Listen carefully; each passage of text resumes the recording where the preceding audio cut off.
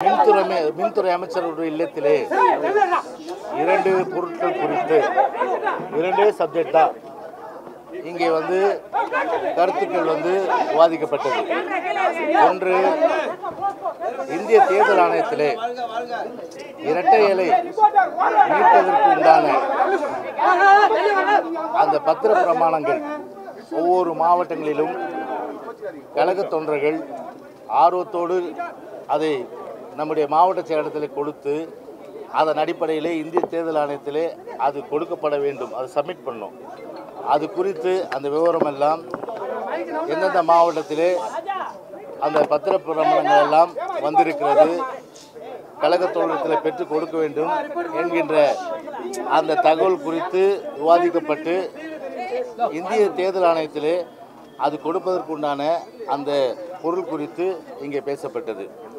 இரண்டாவது கருத்து, அதாவது பத்திர பிரமாணம் அஃபிடவிட் இந்திய தேர்தல் ஆணையத்திலே கழக தோழர்கள் அவர்கள் கொடுக்க வேண்டிய அந்த பத்திர பிரமாணங்கள் மாவட்டத்திலிருந்து வரப்பெற்று அதன் அடிப்படையில் இந்திய தேர்தல் ஆணையத்திலே அது பத்திரங்கள் கொடுக்கப்பட வேண்டும். அந்த இது அஃபிடவிட்டு இன்றைக்கு கடைசி தேதி 8 வாரம் டைம் கேட்டிருக்கிறோம். இன்றைக்கி கடைசி தேதின்றதுனால அதை ரிவ்யூ பண்ணி அதை சப்மிட் பண்ணுறதுக்கு அது குறித்து ஒரு ஆலோசனை கூட்டம் இங்கே. அதே போன்று மாலை மக்களவை துணை சபாநாயகர் அவர்கள் சொன்னது போல ஓபிஎஸ் அவர்கள் ஒரு கருத்தை சொல்லியிருக்கிறார்கள், இணைந்து செயல்பட வேண்டும் என்ற கருத்து. அந்த கருத்து வரவேற்கப்படக்கூடிய வெல்கம் ஒரு கருத்து தான், வரவேற்கப்படக்கூடிய ஒரு கருத்து தான். எனவே அந்த கருத்தினை ஒட்டி ஒரு மொடாலிட்டிஸ் கழகத்தை வலிமைப்படுத்தி மேலும் ஒற்றுமையாக கழகம் வழிநடத்தப்பட வேண்டும் என்கின்ற வகையிலே எப்படி எல்லாம் செயல்பட வேண்டும் என்கின்ற வகையிலே ஒரு கருத்துக்கள் விவாதிக்கப்பட்டு அதன் அடிப்படையில் செயல்படுவதற்கு முடிவெடுக்கப்பட்டது.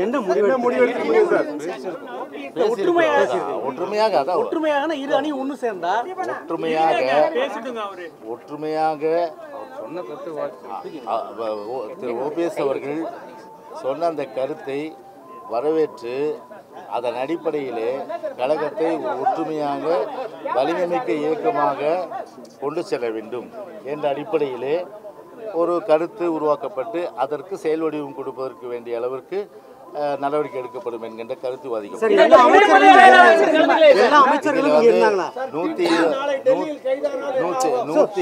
123 சட்டமன்ற உறுப்பினர்களும் எல்லா அமைச்சர்களும் ஒட்டுமொத்தமாக ஒற்றுமையாக ஒருமித்த கருத்தோடு இருக்கின்றார்கள். அம்மாவுடைய ஆட்சி தொடர வேண்டும், இரட்டலை மீண்டும் கழகத்திற்கு கிடைக்கப்பெற வேண்டும் என்கின்ற அந்த கருத்து. எனவே அந்த கருத்து நிச்சயமாக ஒற்றுமையோடு நம்முடைய சட்டமன்ற உறுப்பினர்களும் கழக சட்டமன்ற உறுப்பினர்களும் அமைச்சர்கள் இருக்கின்ற காரணத்தால் நிச்சயமாக அது நிறைவேறும்.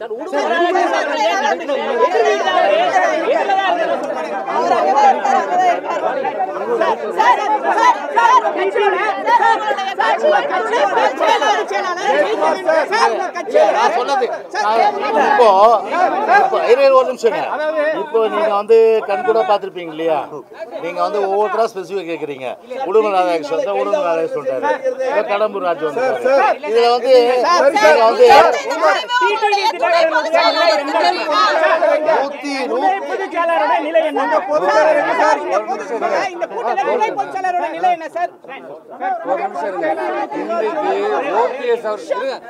இன்றைக்கு ஓபிஎஸ் அவர்கள் இந்த கருத்தை சொல்கின்ற போது இன்றைக்கு கழகத்துடைய துணை பொதுச் செயலாளர் சென்னையில் இல்லை, அவர் இன்றைக்கு பெங்களூர் சென்றிருக்கின்றார்.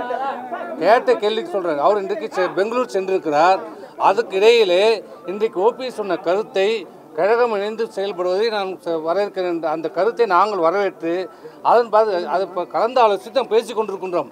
அவர் வருகின்ற போது கழக துணை பொதுச் பெங்களூரிலிருந்து வந்தபோது அவருடன் கலந்து பேசி மேற்கொண்டு என்ன நடவடிக்கை எடுக்கும் என்பதை கழக முடிவெடுப்போம்.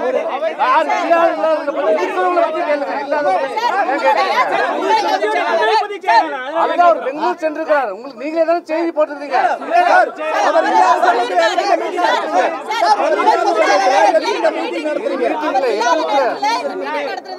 அவசியம் என்ன?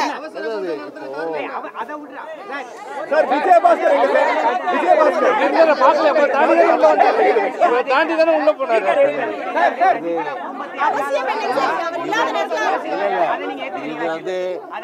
இது வந்து ரகசிய கூட்டமே கிடையாது.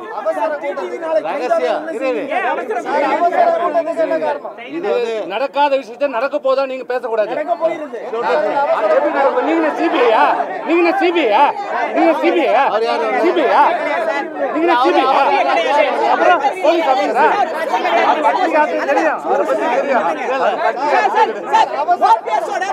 ஓபிஎஸோட முக்கியமான கோரிக்கை சசிகலா குடும்பம் இந்த கட்சி இருக்கக்கூடாது. அந்த கருத்தை எப்படி பாக்குறீங்க? அந்த கருத்தை ஏற்கிறீங்களா? ஒரு கருத்தொற்றுமை முழுமையான அளவிற்கு நம்முடைய அம்மாவுடைய இயக்கம், அனைத்து இந்திய அண்ணா திராவிட முன்னேற்ற கழகம், 1.5 கோடி தொண்டர்களை கொண்டிருக்கின்ற ஒரு மாபெரும் இயக்கம். அந்த மாபெரும் இயக்கம் என்பது ஒவ்வொரு அனைத்து இந்திய அண்ணா திராவிட முன்னேற்ற கழக தொண்டரை சார்ந்தது. அந்த கடைக்கோடி தொண்டனுடைய முடிவுதான் எல்லோருடைய ஒட்டுமொத்த முடிவாகும்.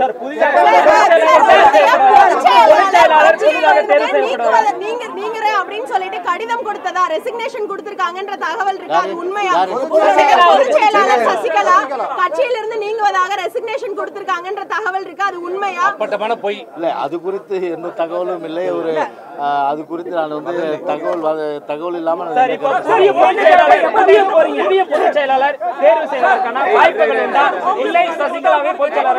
வந்து தேர்தல் ஆணையத்தில் மக்களை வந்து அங்கே வந்து பிரச்சனைக்குரிய ஒரு பொருளாக முடக்கப்பட்டிருக்கின்றது.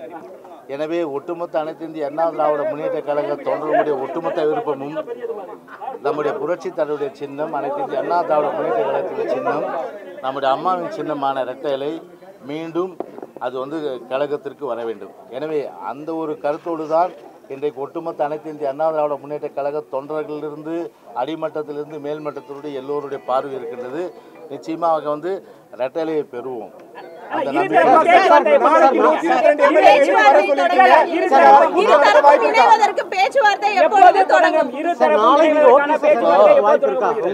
எதற்கும் வந்து பார்த்தீங்கன்னா வந்து ஒரு காலம் நேரம் இருக்கின்றது.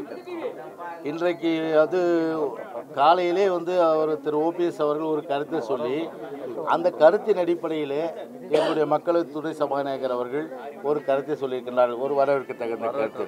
எனவே அந்த வரவேற்க தகுந்த என்ற கருத்தின் போது நிச்சயமாக எல்லோருடைய ஒரு மனதும் ஒற்றுமையாக இருந்து கழகத்தை வழிநடத்த வேண்டும் என்பதுதான். நிச்சயமாக நீங்கள் எதிர்பார்ப்பது போல கழகம் ஒற்றுமையோடு இருந்து தமிழ்நாட்டையும் சரி கழகத்தையும் இந்த நம்முடைய அம்மாவுடைய ஆட்சியும் மிக முக்கியமான குற்றச்சாட்டு மறைந்த முன்னாள் முதலமைச்சர் ஜெயலலிதா தொடர்பான அந்த மறைவு தொடர்பான விசாரணை நடத்தணும்ன்ற ஒரு கோரிக்கை முன்வைக்கிறார். அவர் இணைவுக்கு அது ஒரு நிபந்தனையா இருக்கிற பட்சத்தில் அதை நீங்க ஏத்துப்பீங்களா? அந்த நிபந்தனை உங்ககிட்ட சொன்னார் அவரு.